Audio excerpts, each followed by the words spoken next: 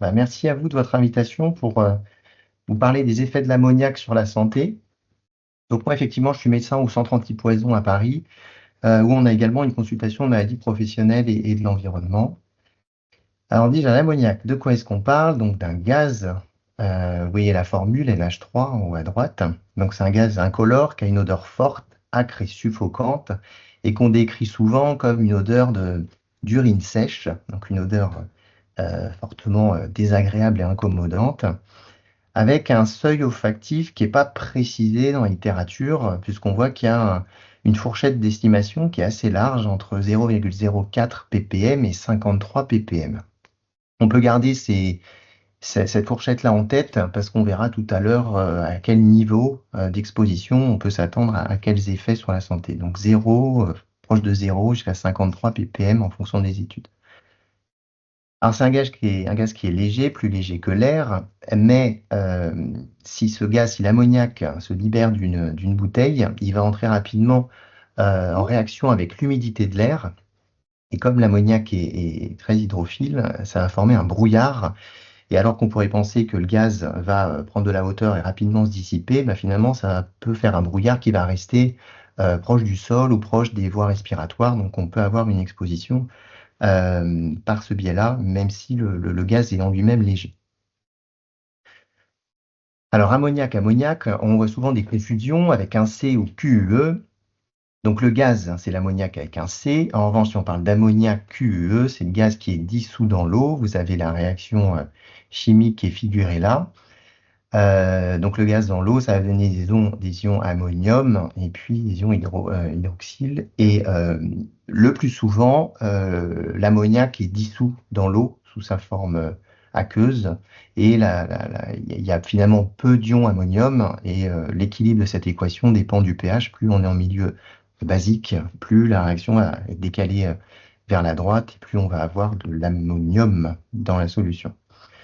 Donc pour ces solutions d'ammoniac, on parle aussi de solution d'eau ammoniacale ou d'alcali, qui est le plus souvent une solution d'ammoniac à 13%, qui peut être utilisée notamment dans des produits de ménage, des détergents. Vous avez un exemple là à droite, avec dans ce cas-là des propriétés souvent irritantes, voire très irritantes, corrosives en fonction de la concentration. Alors si on revient à l'ammoniac, le gaz, je ne vais pas rentrer dans le détail sur les sources d'exposition, puisque vous verrez dans les topos d'après, justement, ces parties-là qui vous seront plus détaillées, notamment ce qui peut se produire en milieu agricole. Juste retenir que de l'ammoniac, on en a naturellement partout dans l'environnement, puisque l'ammoniac fait partie du cycle de l'azote et qu'il est produit naturellement, en particulier par la décomposition de matières organiques. Mais on va aussi avoir de l'ammoniac qui va être produit par l'activité humaine, en particulier par des applications industrielles. La grande majorité de l'ammoniac utilisé l'est pour la fabrication d'engrais. Une autre circonstance d'exposition qu'on va retrouver, notamment nous au centre antipoison assez régulièrement, c'est les gaz réfrigérants qui peuvent être de l'ammoniac. Et puis on va l'utiliser comme intermédiaire de synthèse dans de nombreuses applications, vous voyez, fabrication de plastique, détergents, pesticides. Il faut savoir qu'il est transporté sous forme liquéfiée, donc on revient à ce qu'on évoquait juste avant, de la possibilité qu'un gaz sous pression, donc liquéfié, puisse s'échapper, et dans ce cas-là, provoquer un brouillard d'ammoniac. Alors, sur le plan de la toxicocinétique, là, il y a des éléments intéressants. Donc, puisque c'est un gaz, on va s'intéresser à l'inhalation, évidemment. Comme l'ammoniac est hydrophile, il va se dissoudre facilement dans l'eau, et donc en particulier dans l'eau qu'on va retrouver sur les muqueuses. Donc là, si on parle des voies respiratoires, dans le mucus des voies respiratoires, on pourrait parler aussi du film lacrymal sur les yeux. Et donc ça va rapidement se diluer là, ce qui explique qu'au niveau des voies aériennes supérieures, il y a une rétention importante qui va se faire. Alors cette rétention, elle est très efficace au début de l'exposition, pendant les premières dizaines de secondes, où on va avoir, lorsqu'on a fait des études, à des niveaux assez importants d'ammoniac, pas des niveaux évidemment où on va avoir des effets létaux, mais à des niveaux où on peut avoir une irritation importante, eh bien on a près de 90% de l'ammoniac qui va être retenu au niveau des voies respiratoires hautes. Donc ça protège les voies respiratoires plus basses, Et ça explique aussi les symptômes qui sont surtout hauts, qu'on verra en détail après. Donc il y a une rétention et puis il y a une partie qui est expirée et finalement une absorption qui va être faible. Alors on pourrait se demander si cette absorption-là, qu'elle soit par voie respiratoire ou digestive, elle ne pourrait pas entraîner des effets systémiques, des effets généraux sur la santé. S'il y a une absorption par la voie sanguine, qu'il puisse y avoir des effets à distance, on se rend compte dans les études que ce n'est pas le cas, puisque l'absorption elle est faible ou nulle. Et en tout cas, on ne retrouve pas d'élévation significative de l'ammoniémie, donc la concentration d'ammonium dans le sang.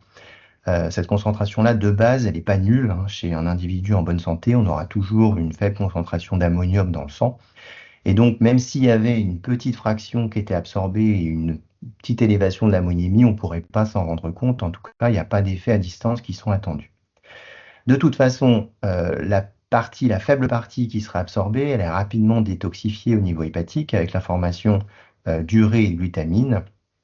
Très rapidement, la demi-vie est très courte, hein, et finalement une excrétion rénale. Donc ce qui est important, c'est ça, c'est vraiment au niveau d'inhalation, une rétention au niveau des voies aériennes supérieures, et puis finalement des effets à distance plus bas qui sont moins fréquents, et puis pas d'effets généraux, pas d'effets systémiques. Le corrélat de ça, c'est qu'il n'y a pas de biomarqueur disponible, on ne peut pas faire de dosage chez un travailleur pour essayer d'estimer son exposition à l'ammoniac. L'estimation de l'exposition, l'évaluation de l'exposition reposera exclusivement sur des analyses de l'air. Alors on en vient à la toxicité. Là, je vous ai fait figurer la classification selon CLP des dangers de l'ammoniac. Donc on parle le gaz, c'est l'ammoniac anhydre. Vous voyez là, il y a les pictogrammes de gaz sous pression, il y a aussi le danger d'inflammabilité. Provoque de graves brûlures de la peau et des graves lésions des yeux. Et c'est ça qu'on va voir surtout, c'est cette toxicité-là liée à l'irritation. Et puis, il y a une toxicité par inhalation au niveau des voies respiratoires, et puis pour l'environnement dont on ne parle pas là maintenant. Donc la toxicité aiguë, ça passe par des effets de brûlure des tissus. On a dit tout à l'heure qu'il y avait la production d'ion ammonium et d'ion hydroxyle. Et donc, c'est la production de ces molécules-là par la causticité qui va entraîner des effets sur les tissus, comme toujours, hein, sur les lipides, en particulier lorsqu'on parle de base, et puis aussi sur les protéines. Et donc, on va avoir une destruction tissulaire. Donc, j'ai mis les yeux plus, parce que comme je vous l'ai dit, le film lacrymal, puisque c'est quelque chose qui est hydraté, on va avoir le gaz qui va se dissoudre, on va avoir très facilement des effets au niveau des yeux, d'une irritation.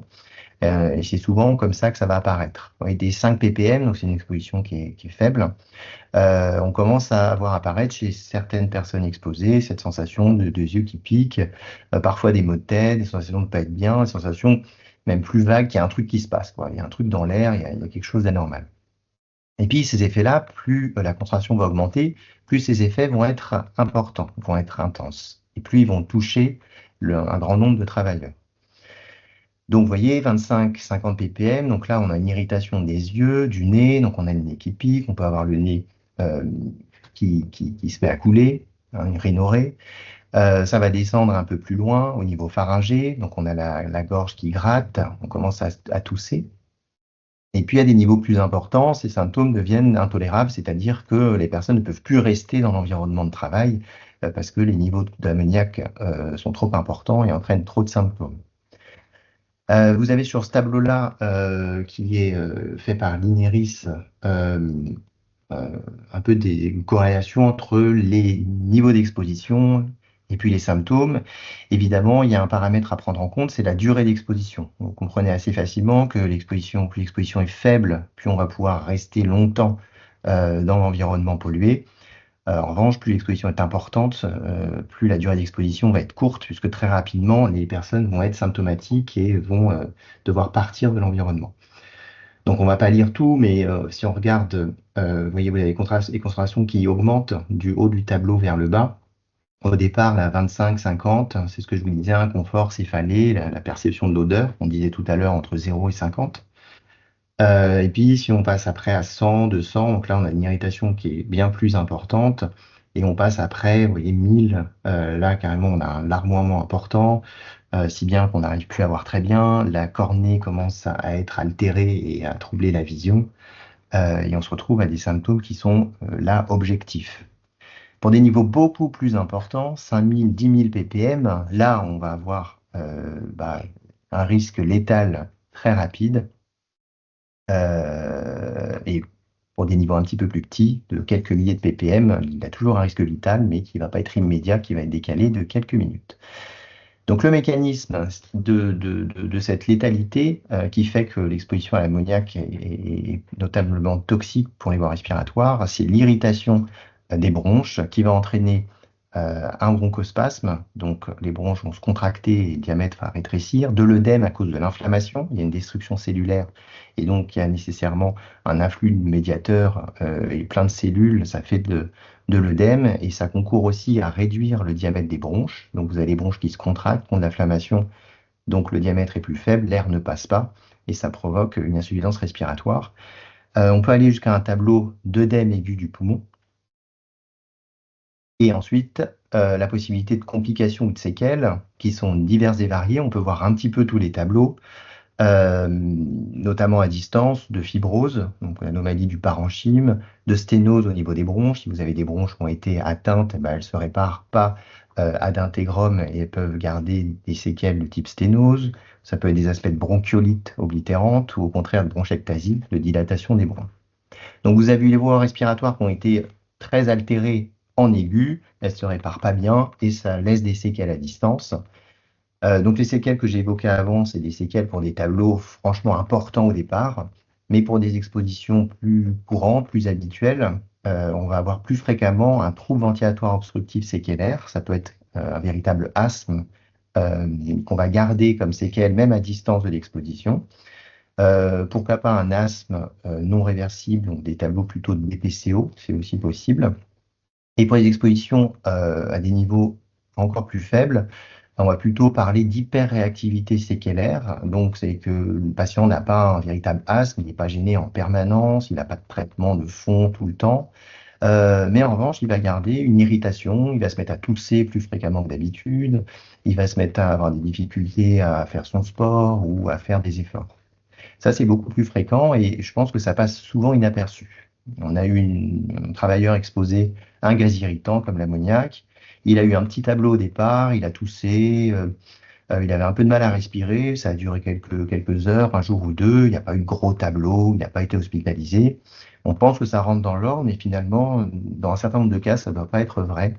Il peut y avoir cette hyperactivité séquellaire qui reste un certain temps, voire de façon définitive. Euh, Si on continue à regarder un peu plus précisément les ordres de grandeur de concentration et de les corréler à des effets sur la santé, là je vous ai mis des valeurs qui sont des valeurs de référence qu'on utilise pour la gestion accidentelle. Hein. Par exemple, un accident industriel avec de l'ammoniac qui polluerait l'environnement, eh bien, les autorités de santé, les secours font des dosages et en fonction des résultats, prennent des mesures d'évacuation. Donc là, on parle d'effets immédiats qui peuvent entraîner la mort. Vous avez toujours le temps d'exposition qu'il faut prendre en compte. Hein. Vous avez des valeurs vraiment à très court terme, à 10 minutes, ou des valeurs un peu plus lointaines à quelques heures. Et vous avez 3 niveaux dans ces valeurs à EGL. La valeur la plus haute, en gros, c'est qu'il y a un risque létal pour la population. Pour le premier niveau, c'est qu'on va avoir des effets modérés et réversibles. Et entre les deux, c'est qu'on va commencer à avoir des effets significatifs, non réversibles, qui vont nécessiter une prise en charge sans forcément mettre en jeu le pronostic. Et voyez les ordres de grandeur, parce que c'est ça l'idée, hein, c'est pas de regarder tous les chiffres, mais d'avoir les ordres de grandeur en ppm. On est en aigu là aux alentours de 200 ppm. Et pour des effets graves, plutôt à 2000, 3000 ppm, et sur des expositions plus longues, 8 heures, qui est à peu près donc, une journée de travail, on est déjà pour le palier 1 à 30 ppm, et quelques centaines de ppm pour les paliers 2 et 3.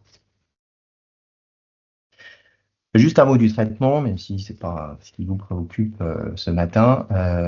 C'est un irritant non spécifique et donc il n'y a pas de traitement important. Ce qui est vraiment capital, c'est d'éviter le suraccident parce qu'avec ces expositions accidentelles à des gaz irritants ou suffocants, c'est assez classique d'avoir un travailleur qui est symptomatique, voire qui a fait un malaise, qui est par terre, on le voit au loin, on s'approche, et puis vous en avez un deuxième qui est atteint. Et c'est des circonstances qui arrivent, et en particulier dans le monde agricole. Donc prévention du suraccident, aération. Si jamais il y a un contact cutané, la décontamination à l'eau immédiate évidemment, et ensuite les secours, les médecins prennent en charge de façon non spécifique l'irritation, qu'elle soit respiratoire et ou cutanée. Alors, on était sur de l'aigu. Maintenant, si on regarde à un temps plus long pour des expositions plus prolongées, donc de toxicité subchronique et chronique, on a quelques études chez les travailleurs qui sont pas très nombreuses. Alors, c'est difficile d'avoir des environnements de travail qui exposeraient exclusivement à l'ammoniac, parce que très souvent, vous avez des co-expositions à d'autres gaz. Il y a quand même eu quelques études dans des usines de fabrication d'engrais, où là, on a retrouvé des résultats positifs, des associations entre les concentrations en ammoniac et puis soit des symptômes, soit la toux, le crachat, les sifflements, les difficultés à respirer, ou soit la fonction. La fonction, c'est qu'on va mesurer des paramètres respiratoires et on va objectiver, on va chiffrer la capacité respiratoire en termes de litres. Et donc, dans ces études-là, certaines études, on a pu montrer que l'exposition à l'ammoniac diminuait la fonction des travailleurs, la fonction respiratoire des travailleurs. Il y a aussi eu des études chez les utilisateurs de produits de nettoyage. Comme on l'a vu, l'ammoniac peut être utilisé comme détergent. Donc, ça va être les secteurs de la propreté et de la santé. Là, il n'y a pas d'exposition pure à l'ammoniac, hein. Je ne pense pas qu'il y ait de travailleurs de la santé ou d'entretien qui vont utiliser que l'ammoniac comme produit de nettoyage. Donc, il y a des co-expositions, mais bon, dans les études épidémiologiques, on essaie de prendre en compte les différentes expositions et d'étudier spécifiquement chacune d'entre elles. Et là également, il y a des effets qui ont été montrés entre l'exposition à l'ammoniac et puis l'asthme ou la diminution de la fonction respiratoire. Si on regarde plus spécifiquement le domaine agricole, on a quelques études disponibles. Je ne vous les ai pas reprises toutes.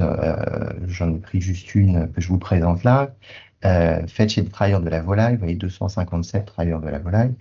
Vous voyez en haut à gauche, comme je vous disais, on n'a pas d'exposition, de mono-exposition à l'ammoniac. Là, ce qui a été étudié dans l'étude, c'est les poussières, dust, et puis les endotoxines. Donc, c'est les grands classiques qu'on va retrouver chez les travailleurs agricoles. Et l'étude a essayé quand même de faire la part des choses de ces grands types d'exposition dans les symptômes respiratoires des travailleurs et la fonction respiratoire des travailleurs. Juste regardez sur ce tableau-là, ce qui nous intéresse, c'est l'ammoniac en bas à gauche.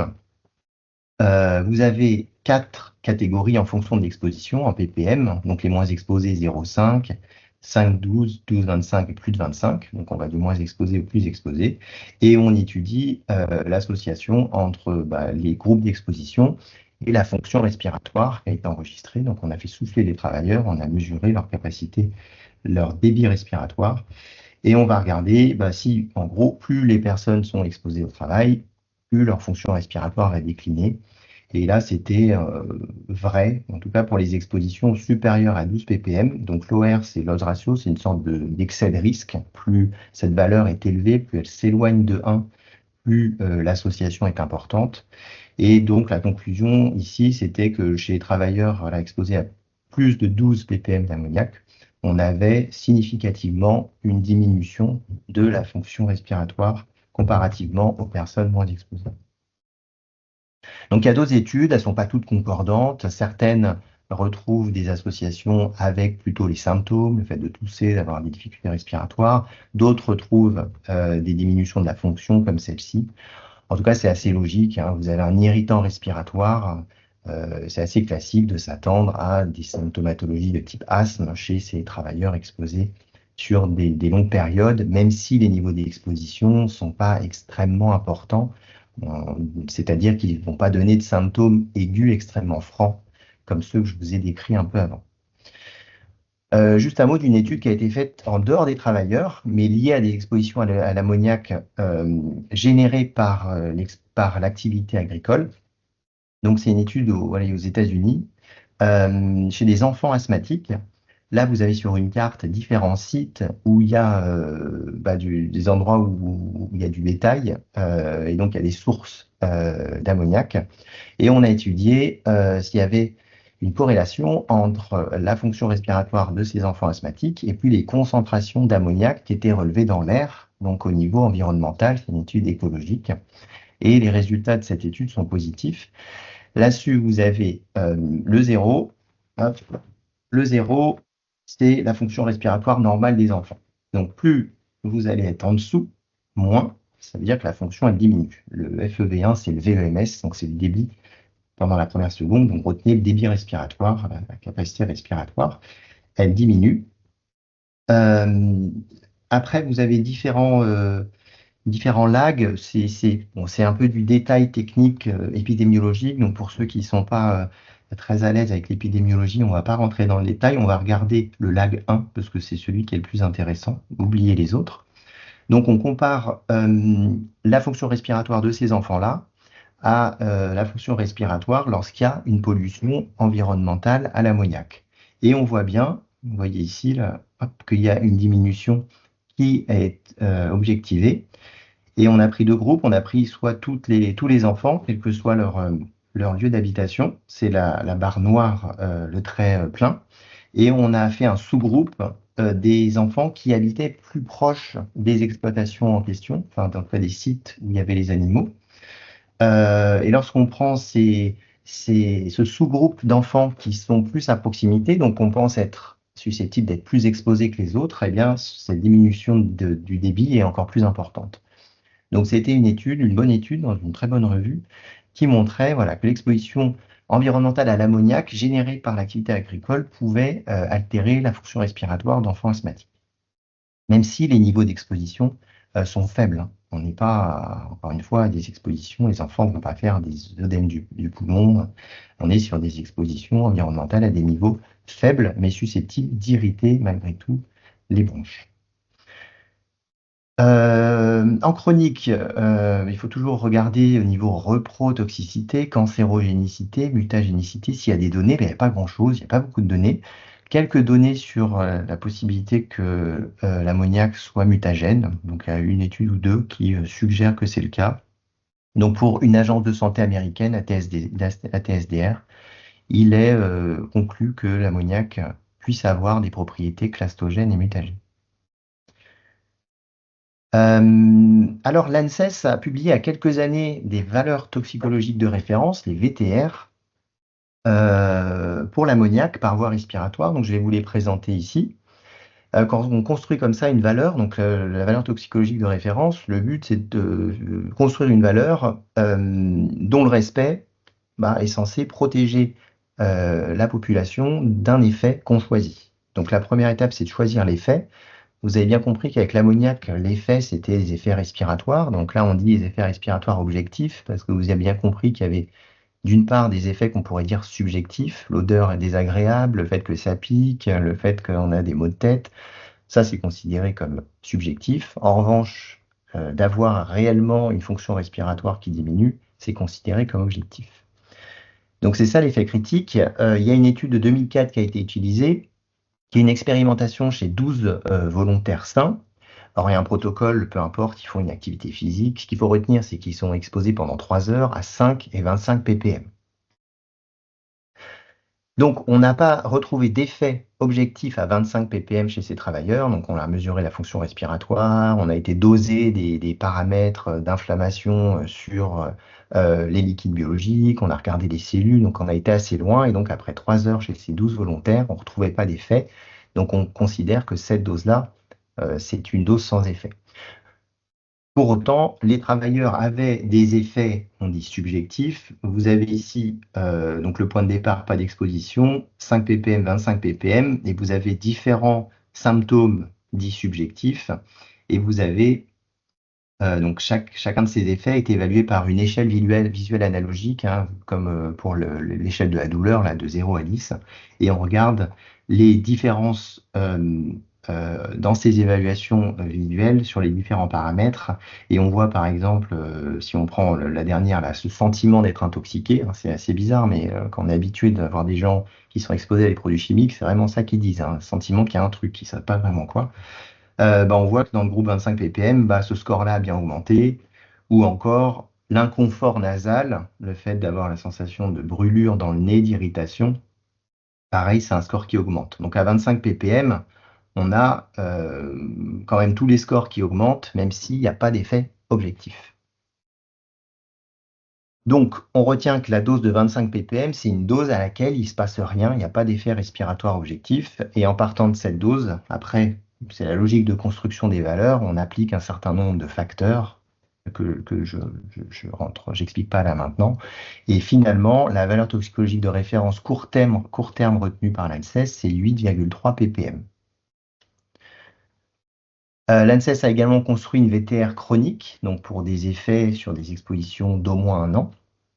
Là, les effets critiques sont toujours respiratoires, c'est la diminution de la fonction respiratoire et l'augmentation des symptômes respiratoires.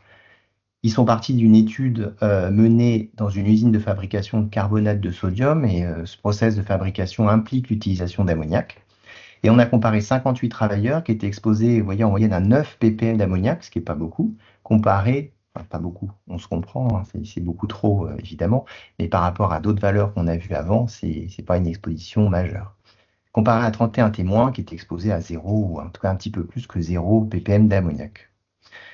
Ils ont été suivis pendant de nombreuses années et on n'a pas trouvé chez ces 58 travailleurs d'effets respiratoires liés à l'exposition, si bien qu'on a considéré que l'exposition de ces travailleurs était une exposition qui ne produisait pas d'effet et on a construit la valeur toxicologique de référence à partir de cette concentration de 13,6 microgrammes par mètre cube. On applique comme toujours des facteurs, je ne rentre pas dans le détail, et finalement la valeur toxicologique de référence chronique proposée par l'ANSES, c'est 0,71 ppm. Donc chronique, c'est pour une exposition d'au moins un an, et les valeurs guides de l'air intérieur sont dérivées de ces valeurs toxicologiques de référence, et donc c'est les mêmes valeurs. Il y a des valeurs en milieu professionnel. Je vous les donne encore une fois pour avoir en tête ces différents seuils. La VLEP sur 8 heures est de 10 ppm et la VLEP court terme est de 20 ppm. Donc vous voyez par rapport aux valeurs qu'on a vues précédemment, en population générale, la VTR c'est 8. Donc un petit peu en dessous de celle de la valeur qu'on accepte, qu'on tolère en milieu professionnel. Voilà un petit panorama des effets de l'ammoniac sur la santé. Je vous remercie. Eh ben, merci beaucoup. C'était très clair, très détaillé. Je vais lire quelques questions, si on pourra continuer. Donc, y a-t-il des études sanitaires réalisées auprès des travailleurs agricoles? Oui, c'est ce que je disais. Il y a eu, il y a sans doute des études peut-être réalisées en France, mais qui ne sont pas publiées, en tout cas dans la littérature internationale, et quelques études, dont celle que je vous ai présentée dans le milieu agricole, notamment quelques études dans les années 90, mais il y en a pas énormément. Ammoniac effet sur la santé milieu agricole, en littérature, il y a moins d'une dizaine de papiers. Ok. Est-ce qu'il y a des raisons particulières, vous pensez, ou non, je c'est pense juste que... je pense que d'une part, c'est probablement pas le polluant d'intérêt, parce qu'on considère que c'est un irritant, et donc voilà, on va pas lui consacrer plus de temps que ça. On connaît déjà beaucoup de choses dans d'autres secteurs, et comme je l'ai dit, dans le milieu agricole, c'est très difficile d'étudier spécifiquement l'ammoniac compte tenu de l'ensemble des aérocontaminants qu'on va rencontrer dans ce domaine-là. Ok. Donc, il y a une personne qui demandait, on a vu au début que la sensibilité olfactive était très variable. Est-ce que pour des personnes qui sont régulièrement exposées, cette sensibilité diminue au cours du temps? Alors effectivement, c'est intéressant. Alors, sans parler de l'olfaction, déjà, on lit parfois qu'il y a déjà une tolérance à l'irritation, à la petite irritation qu'on peut ressentir, irritation nasale, etc. On lit que chez les travailleurs qui seraient régulièrement exposés à des niveaux faibles d'ammoniac, il pourrait y avoir une tolérance, donc c'est-à-dire qu'ils ne présenteraient plus ces petits effets d'irritation. Alors pour ce qui est de la perception des odeurs, effectivement, on voit qu'il y a une variabilité interindividuelle qui est importante. J'ai pas lu de choses sur une éventuelle habituation et la perte de la sensibilité à l'ammoniac spécifiquement en préparant le topo. Mais ce qu'on peut dire, c'est quelque chose qu'on retrouve de façon générale chez les travailleurs qui utilisent des produits odorants. C'est qu'au bout d'un certain moment, alors soit ils ne le sentent plus, soit ils n'y prêtent plus attention. Je ne sais pas à quel niveau se fait la barrière, mais en tout cas, je pense qu'il n'y a pas de raison qu'on ne retrouve pas la même chose avec l'ammoniac, que les personnes qui seraient quotidiennement dans l'ammoniac et avec l'odeur n'y prêtent plus attention et ne la sentent plus au bout d'un certain temps. Ça me paraît tout à fait plausible. Ouais. Ok. Donc, en fait, là, vous dites qu'il ne sent plus au bout d'un certain temps, mais de toutes les manières, on va dire, il y a quand même, en fait, ce que je veux dire, les symptômes, ils peuvent être là, ils restent là. Donc, est-ce que les personnes, euh, ils consultent comment... Comment En fait, ça? là, en fait, eux, ils sentent plus l'odeur, mais quand Hmm. même, s'il y a de la symptomatologie, elle reste là. Oui, oui, on Bien parle de deux évidemment. choses. Donc, Oui, on OK, parle de deux c'est choses différentes. On parle du seuil de perception olfactive et puis des symptômes oui, d'irritation. Les petits symptômes de départ là qu'on a vus, ce qu'on peut dire subjectif, de petites sensations d'irritation, de pas se sentir bien, de sentir qu'il y a une odeur désagréable, etc. Celle-là, peut-être qu'il y a des phénomènes de tolérance, effectivement, et on peut mettre la perception olfactive dedans. Par contre, si on a des niveaux objectifs, ça, il n'y a pas mhm. d'habituation. C'est plutôt le contraire. Là, l'exposition chronique va plutôt avoir tendance à aggraver et à pérenniser l'irritation objective. OK, OK, merci. J'ai une question, je vais vous la lire. J'ai un producteur de porc qui a fait une crise avec hospitalisation. Il a fait une demande de CRRMP pour asthme chronique en lien avec son exposition en élevage. La MP aurait été refusée car le pneumologue n'a pas réussi à réaliser les tests qui prouvaient l'hypersensibilité à ces gaz, qui auraient fait les liens avec l'exposition pro. Il n'y aurait pas de protocole défini pour les praticiens. Comment les faire évoluer à la différence des acariens et autres allergènes? Euh, Deux choses. La première, c'est qu'on a l'impression que dans l'histoire, là, il y a eu un événement accidentel, donc qui relèverait de l'accident du travail. Et donc, dans ce cas-là, c'est plus facile. Après, dans ces asthmes, alors, moi, je suis parti au CDRMP en Île-de-France.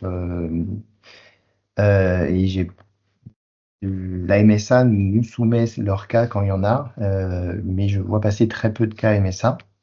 Mais on a des difficultés pour le même type d'asthme dans d'autres secteurs d'activité où le tableau de maladie professionnelle est pas respecté. Ce que je peux dire de façon très générale, que très souvent, ce qui nous manque dans les dossiers, c'est une histoire de la maladie bien claire avec l'historique, ce qui s'est passé, tout le bilan allergologique. Très souvent, le dossier n'est pas complété. En tout cas, au régime général, peut-être dans les MSA, c'est fait différemment. Mais très souvent, pour accepter ces dossiers-là, puisqu'il n'y a pas de présomption d'origine, il nous faut vraiment une argumentation et un dossier complet qu'on a rarement. C'est tout ce que je peux dire. Après, si c'est un médecin qui me demande si le confrère veut discuter plus précisément du dossier en question, et qui n'hésite pas à m'envoyer un mail. Pour regarder en détail et voir si, à mon sens, il y a un intérêt à contester ou à aller plus loin.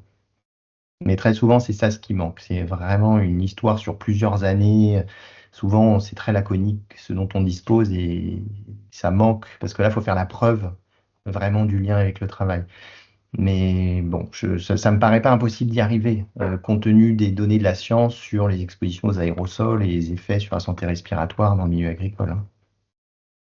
Merci beaucoup. Merci beaucoup pour la réponse. Merci beaucoup pour vos réponses, on va dire, encore pour vos présentations.